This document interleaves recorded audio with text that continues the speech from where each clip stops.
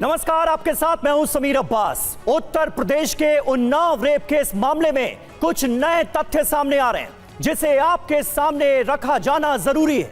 Unnao rape case का मामला Delhi high court से लेकर सुप्रीम कोर्ट तक में सुना जा रहा है। सच क्या है और झूठ क्या है, इसका आखिरी और प्रमाणिक फैसला अदालत ही करेगी। लेकिन जो नए तथ्य सामने आए हैं वो चौंका देने वाले हैं। ये एक ऑडियो है जिसकी हम बात कर रहे हैं। मोबाइल फोन पर दो लोगों के बीच का संवाद है। हालांकि TV9 भारतवर्ष इस ऑडियो की सत्यता की पुष्टि नहीं करता, ना ही यह साबित करता है कि इस ऑडियो में जिन दो लोगों के बीच संवाद का दावा किया जा रहा है वो वही व्यक्ति हैं जिनका जिक्र हो रहा है। लेकिन जो बातें सामने आ रही हैं वो तो चौंका देने वाली हैं। इस तथ्य को अनदेखा भी नहीं किया जा सकता। इस मामले के आरोपी कुलदीप सेंगर ने दिल्ली हाईकोर्ट में जो अपील दाखिल की है उसमें भी इस ऑडियो का जिक्र है, इसलिए यह और ज्यादा महत्वपूर्ण हो जाता है। बड़ी खबर, TV9 भारतवर्ष के पास एक वायरल ऑडियो है जिसके जरिए यह दावा किया जा रहा है कि उसमें लड़की और उसके रिश्तेदार की आवाज है। यह बातचीत किस तारीख की है इसकी कोई पुष्टि नहीं हुई है। इस ऑडियो की सत्यता की भी TV9 भारतवर्ष पुष्टि नहीं करता। लेकिन इस ऑडियो में खुद को लड़की का चाचा बताने वाला शख्स लड़की से कह रहा है कि वो अपने प्राइवेट पार्ट पर खरोच के निशान बना ले। साथ ही उसके साथ मौजूद अन्य लड़कियों से भी ऐसा ही करने के लिए कहा जा रहा है। ऑडियो में चाचा यह भी कह रहा है कि जब मेडिको लीगल में बताना हो तो यह कहना कि यहां हाथ मारा वहां हाथ मारा। ऑडियो को सुनने पर यह लग रहा है कि चाचा लड़की से यह कह रहा है कि वो यौन उत्पीड़न के झूठे निशान अपने शरीर पर बनाकर झूठ बोले कि उसके साथ यौन उत्पीड़न या उससे ज्यादा कुछ हुआ है। अब आपको TV9 भारतवर्ष पर हम वो ऑडियो सुनाने जा रहे हैं जिसमें ये सारी बातें कही गई। सुनिए। हेलो। हाँ, वो कह रहे हैं कि डॉक्टरी करवा लो तब रिपोर्ट लो आके। क्यों रिपोर्ट नहीं लिखी क्या अभी? नहीं, अभी नहीं लिखी, अभी टाइम लग रहा है।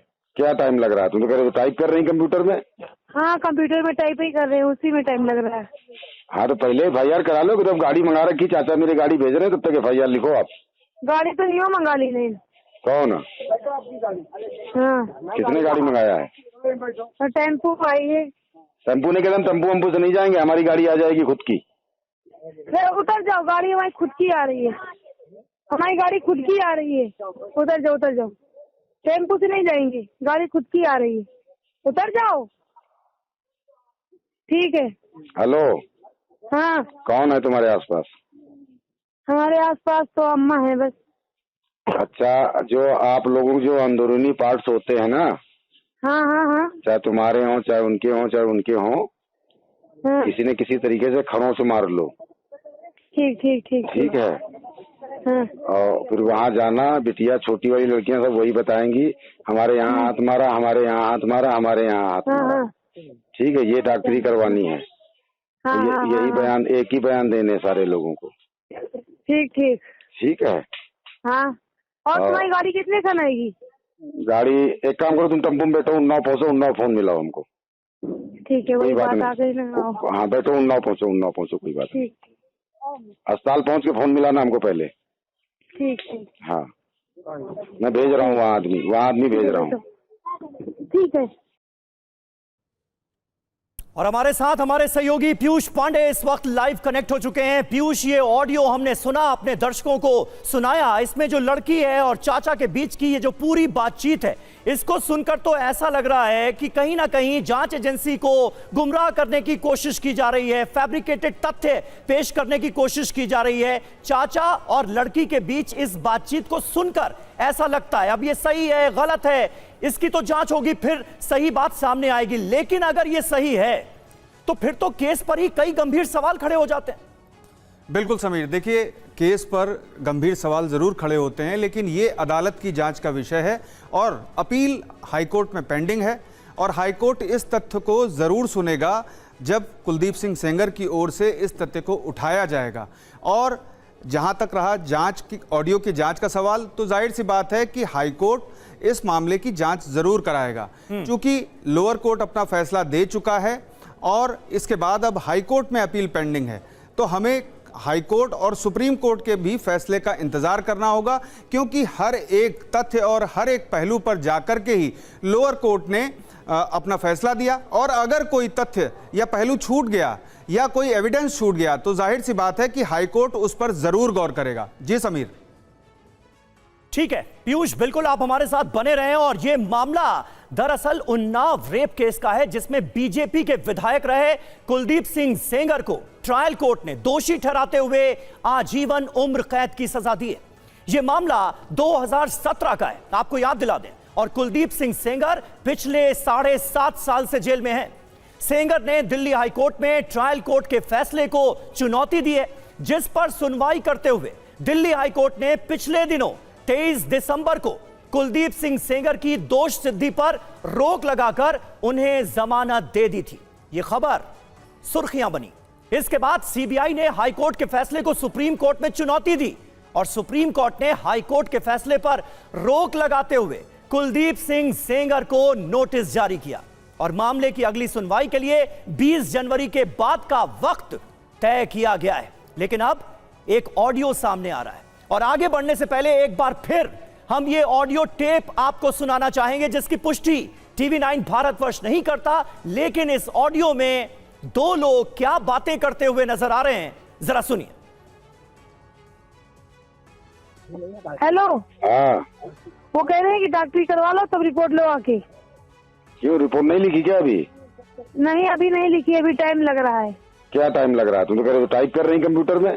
हाँ कंप्यूटर में टाइप ही कर रहे हैं, उसी में टाइम लग रहा है।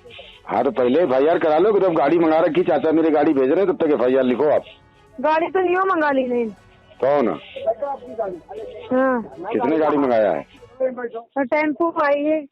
टेम्पो ने कहते टेम्पो वम्पो से नहीं जाएंगे, हमारी गाड़ी आ जाएगी खुद की। उतर जाओ, गाड़ी हमारी खुद की आ रही है, हमारी गाड़ी खुद की आ रही है। उतर जाओ उतर जाओ, टेम्पो से नहीं जाएंगे, गाड़ी खुद की आ रही है, उतर जाओ। ठीक है।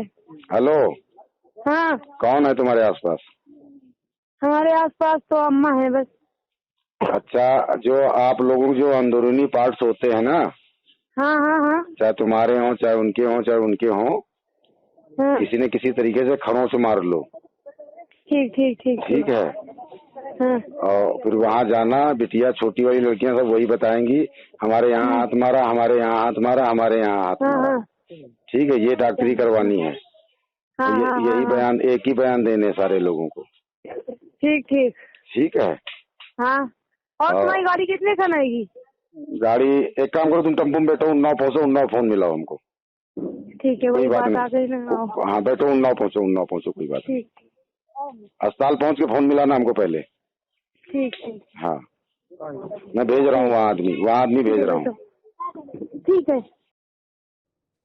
तो आपने सुना ये ऑडियो जो दो लोगों के बीच का एक संवाद है, ये अपने आप में कई सवाल तो खड़े करता है, लेकिन इसकी सत्यता की पुष्टि अभी बाकी है।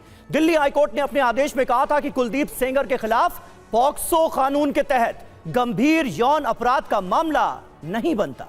हाईकोर्ट ने कहा है कि पॉक्सो की धारा 5 में इसका जिक्र है कि किन परिस्थितियों में किसी बच्चे के साथ किया गया सेक्सुअल असॉल्ट गंभीर माना जाएगा, और वो परिस्थिति इस केस में नहीं पाई गई। दिल्ली हाईकोर्ट ने भी कहा था कि सेंगर को ना तो पॉक्सो कानून की धारा 5C और ना ही आईपीसी की धारा 376(2)B के तहत पब्लिक सर्वेंट माना जा सकता है।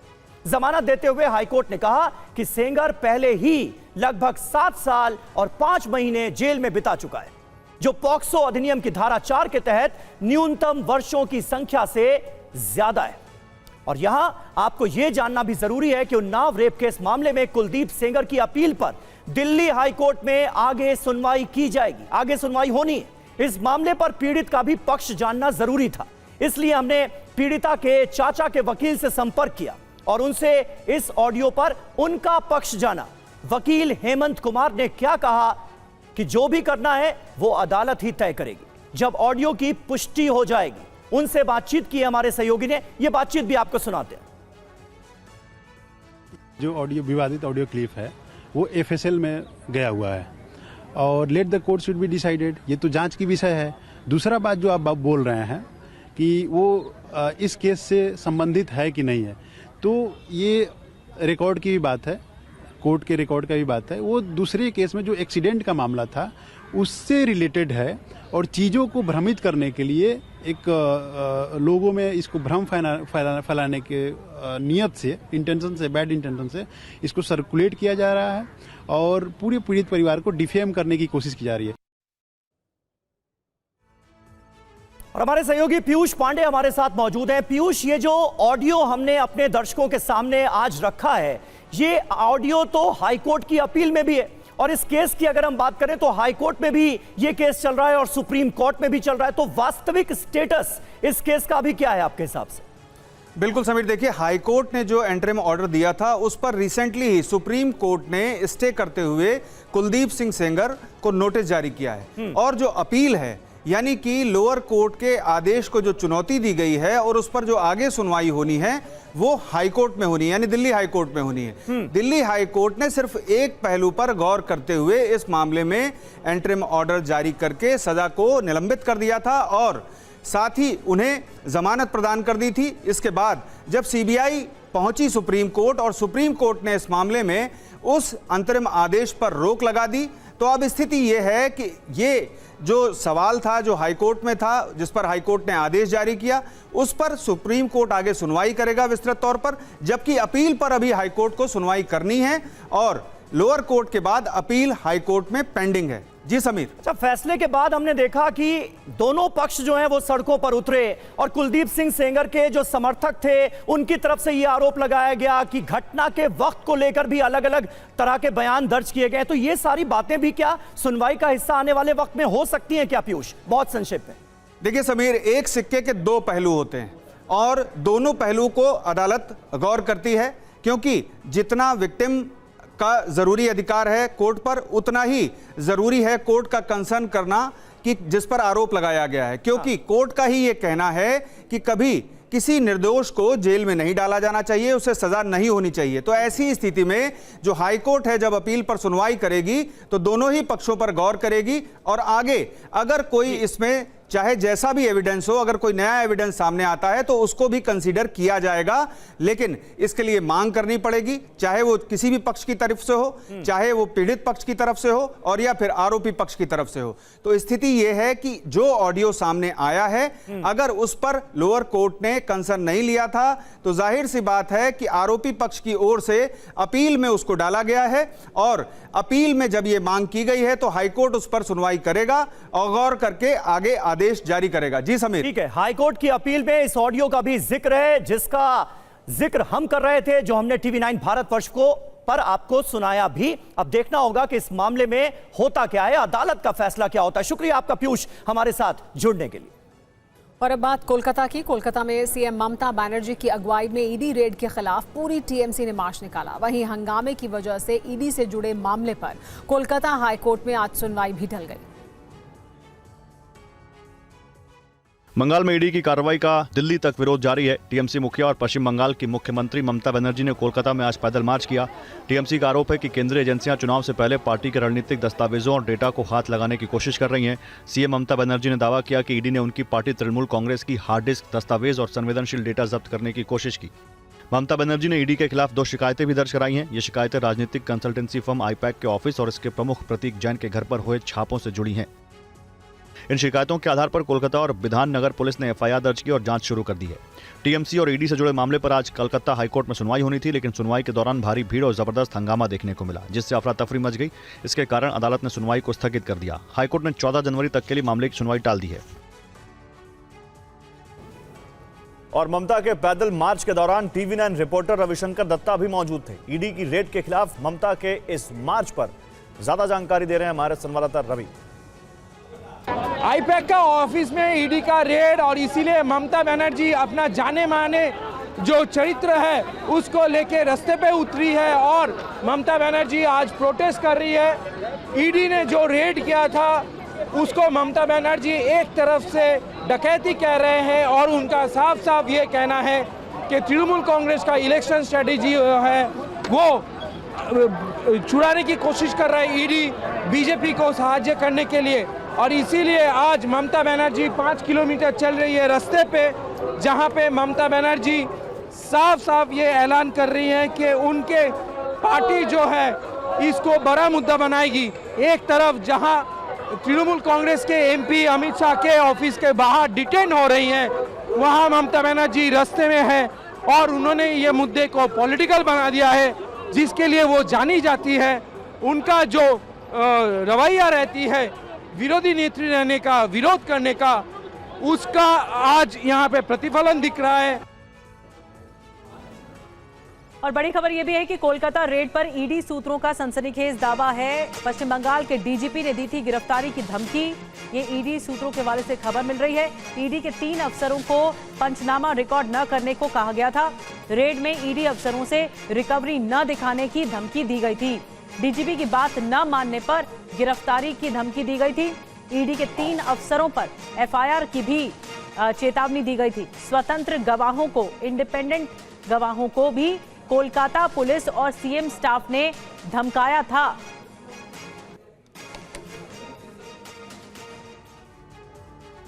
और ईडी रेड पर रविशंकर प्रसाद ने कहा कि ईडी की रेड न ममता के घर पर थी और ना ही उनके दफ्तर पर। ममता बनर्जी ने ईडी के लोगों से कागज छीन लिए। साथ ही ममता सरकार पर हमला बोलते हुए रविशंकर प्रसाद ने क्या कहा, आइए सुनिए। आजाद भारत में बंगाल में जो हुआ वो आज तक नहीं हुआ कि एक सिटिंग मुख्यमंत्री एक प्राइवेट प्रॉपर्टी में घुसकर जहां मनी लॉन्ड्रिंग की कार्रवाई चल रही है ईडी के द्वारा, वहां चली जाए, ईडी के लोगों को धमकाए और पेपर स्नैच कर कर वॉकआउट कर जाए। ये मामला क्या है कि कोल स्कैम को लेकर, कोल की स्मगलिंग और हवाला ट्रांजैक्शन को लेकर ईडी कार्रवाई कर रही है।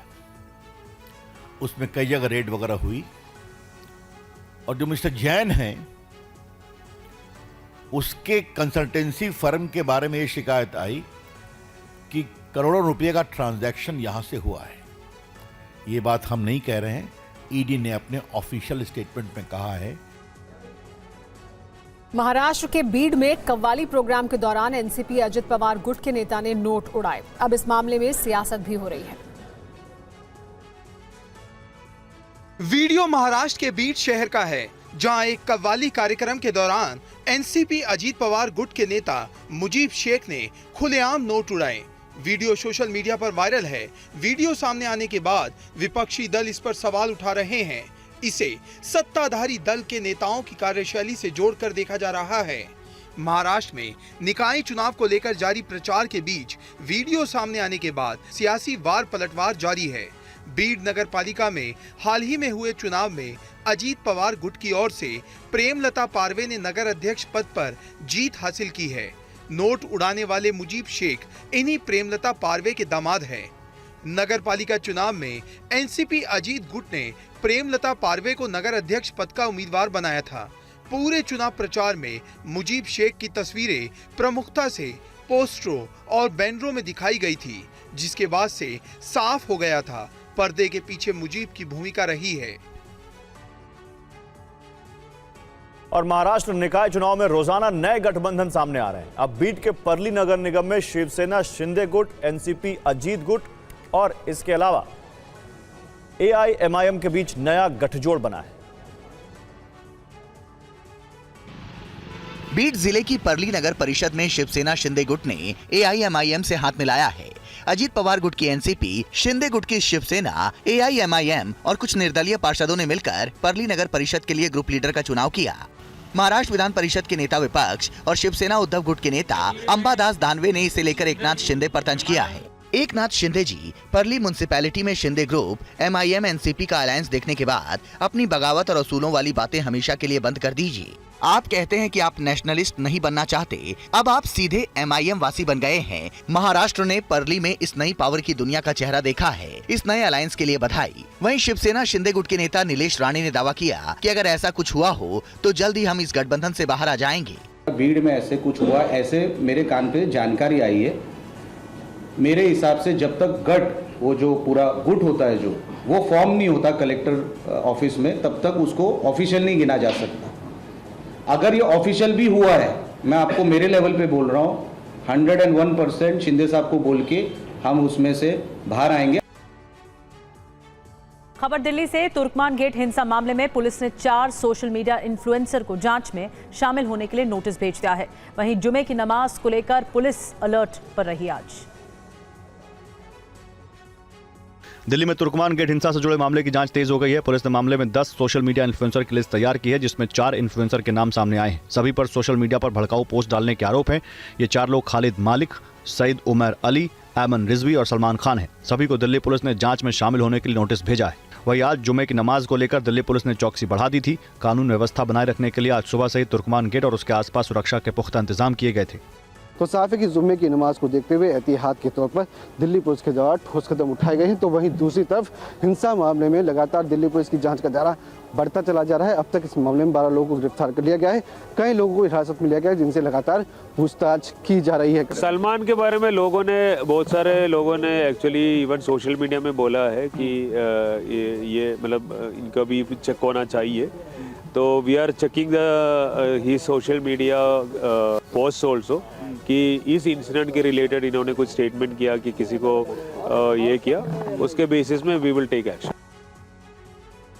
माता Vaishno Devi university of medical excellence के विवाद के बाद अब जम्मू कश्मीर में एक और नया विवाद खड़ा हो गया है। ये रिपोर्ट देखिए।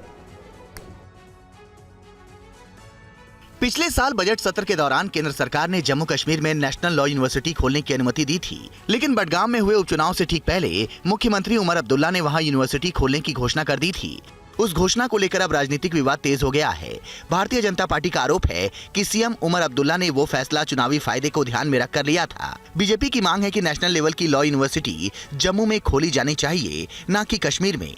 बीजेपी का कहना है कि सुरक्षा के लिहाज से, इंफ्रास्ट्रक्चर और कनेक्टिविटी के मामले में जम्मू नेशनल लॉ यूनिवर्सिटी के लिए आदर्श स्थान है।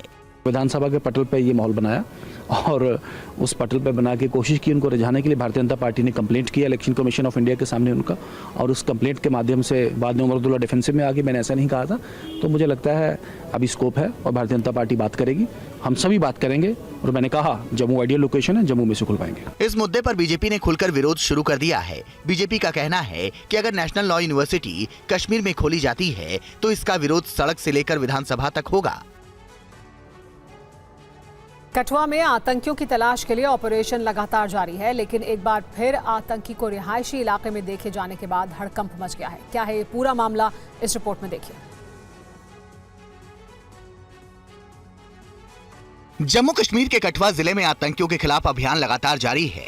पूरे इलाके में हाई अलर्ट घोषित कर दिया गया है और हर गतिविधि पर कड़ी नजर रखी जा रही है। वहीं कठुआ में एक बार फिर से संदिग्ध आतंकी देखे जाने की खबर सामने आ रही है। कठुआ के बिलावर में आतंकियों और सुरक्षा बलों के बीच मुठभेड़ हुई थी। जिस जगह पर जवानों ने आतंकी का एनकाउंटर किया था, उससे कुछ ही दूरी पर एक बार फिर से संदिग्ध आतंकी देखा गया है। बताया जा रहा है कि आतंकी एनकाउंटर की जगह से कुछ ही दूरी पर मौजूद एक घर में घुसा और वहां से खाना और कंबल ले गया, जिसके बाद घर में मौजूद लोगों ने आतंकी की सूचना सुरक्षा बलों को दी और सुरक्षा बलों ने तुरंत ही इलाके की घेराबंदी की और आतंकी की तलाश शुरू कर दी है। आपको बता दें कि कठुआ के बिलावर जिले में लगातार तीसरे दिन भी आतंकियों को पकड़ने के लिए सुरक्षा बलों का सर्च ऑपरेशन चल रहा है। 2 दिन पहले आतंकियों और सुरक्षा बलों के बीच मुठभेड़ भी हुई थी, जिसमें एक आतंकी का एनकाउंटर भी सेना के जवानों ने किया था। और हिमाचल प्रदेश के सिरमौर में बड़ा बस हादसा हो गया। खाई में बस गिरने से 8 लोगों की मौत हो गई। हिमाचल प्रदेश के सिरमौर में बड़ा बस हादसा, खाई में बस गिरने से 8 लोगों की मौत हो गई।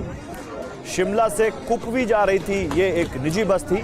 बस में करीब 40 से 50 लोग सवार थे। तस्वीरें देखिए कैसे रेस्क्यू का काम किया जा रहा है, भीड़ लग गई वहां पर। ये शिमला से कुपवी जा रही थी बस, जहां खाई में गिरने के दौरान ये हादसा हुआ। वहीं लखनऊ के केजीएमयू में अवैध धर्मांतरण के अभियुक्त जूनियर रेजिडेंट डॉक्टर रमीजुद्दीन की बर्खास्तगी तय हो गई है। केजीएमयू की जांच कमेटी ने शासन को इसकी सिफारिश भेज दी है। लखनऊ के केजीएमयू अवैध धर्मांतरण मामले में विशाखा कमेटी ने अभियुक्त डॉक्टर रमीजुद्दीन के खिलाफ कड़ी कार्रवाई की सिफारिश की है। विशाखा कमेटी ने महिला के शारीरिक और मानसिक शोषण की जांच के बाद कार्रवाई की सिफारिश की है। तो as per the act of the Internal Committee of Sexual Harassment Act, जो हमने एट वर्क प्लेस करते हैं उसको हमने गिल्टी पाया गया है। तो हमारी रिकमेंडेशंस ये है कि there should be a strict disciplinary action against the accused. KGMU प्रशासन की ओर से अभियुक्त रमीजुद्दीन को एमडी कोर्ट से निष्कासित करने की सिफारिश की गई है। इसमें स्ट्रिक्ट डिसिप्लिनरी एक्शन रिकमेंड करा है बेस्ड ऑन कि according to the Vishakha committee act ये गिल्टी पाए गए हैं, ये दोषित पाए गए। हमारा है कि मेरे संस्थान में ऐसा शख्स, ऐसा कैंडिडेट, ऐसा MD student he has to be expelled from KGMU. इसके अलावा किंग जॉर्ज मेडिकल यूनिवर्सिटी ने डीजीएमई को इस बाबत एक पत्र भी भेजा है। लखनऊ की केजीएमयू में आज हुआ हाई वोल्टेज ड्रामा। लव जिहाद मामले में केजीएमयू पहुंची थी राज्य महिला आयोग की टीम। अपर्णा यादव के साथ बड़ी संख्या में हिंदू संगठन के लोग भी मौजूद थे। हिंदू संगठनों पर नारेबाजी, प्रदर्शन और तोड़फोड़ का आरोप लगा। अपर्णा यादव का आरोप कि केजीएमयू की वीसी ने उनसे मुलाकात नहीं की। आरोपी को बचाने की कोशिश की जा रही है, ये भी बात अपर्णा यादव ने कही है। क्यों नहीं आज तक डॉक्टर ये प्रोफेसर वाहिद अली और प्रोफेसर सुरेश बाबू पे केजीएमयू की तरफ से कार्रवाई की गई है? यहाँ पर कई तरीके से धर्मांतरण तो एक विषय है ही जो हो गया। मैं इस केस के बारे में आपको एज आयोग, एज प्रशासनिक उससे कि रमीज ने 2 लाख रुपए अपने घर से भागने से पहले लिए थे, ये जांच की रिपोर्ट है। और पहली लड़की जिसको उसने विक्टिम बनाया उसने 17 पेज का, 17 पेज, एक नहीं, 2 नहीं, 17 पेज का लिखित बयान। लखनऊ में एक कार्यक्रम के दौरान रक्षा मंत्री राजनाथ सिंह ने कहा कि अब ब्रह्मोस मिसाइल लखनऊ में बनती है, जिसकी ताकत पूरी दुनिया ने ऑपरेशन सिंदूर में देखी। साथ ही रक्षा मंत्री राजनाथ सिंह ने क्या कहा, सुनिए। यहाँ के लोगों को बाहर भटकना नहीं पड़ेगा और इसके अलावा लखनऊ में तो ब्रह्मोस एरोस्पेस की फैक्ट्री भी लगी है जो ब्रह्मोस मिसाइल बना रही है, जिसका करिश्मा आप लोगों ने ऑपरेशन सिंदूर के दौरान देखा होगा। साथियों, अब यह मिसाइल बाहर से बनकर नहीं आती है, हमारे अपने देश में और अपने उत्तर प्रदेश में ही बनती है। और इसमें भी मैं कहना चाहूंगा, उत्तर प्रदेश के मुख्यमंत्री श्री योगी आदित्यनाथ जी ने जिस तरीके से बढ़ चढ़कर जमीन उपलब्ध कराना है, उसकी देख रेख करना, समय से वह तैयार हो जाए, जो पहल की है मैं उसकी प्रशंसा करना चाहता हूं। यहां साथियों, अब हमारा भारत यह कमजोर भारत नहीं रहा है। हमारा भारत अब अपने हथियार खुद बना रहा है और मैं समझता हूं उत्तर प्रदेश भी इसमें लगातार आगे बढ़ता जा रहा है। देश में आतंकी और उग्रवादी हमलों से निपटने के लिए एक अहम कदम उठाया गया है। इस मौके पर केंद्रीय गृह मंत्री अमित शाह ने NIDMS को वर्चुअली संबोधित किया। NSG ने राष्ट्रीय IED डेटा प्रबंधन प्रणाली यानी NIDMS शुरू की है।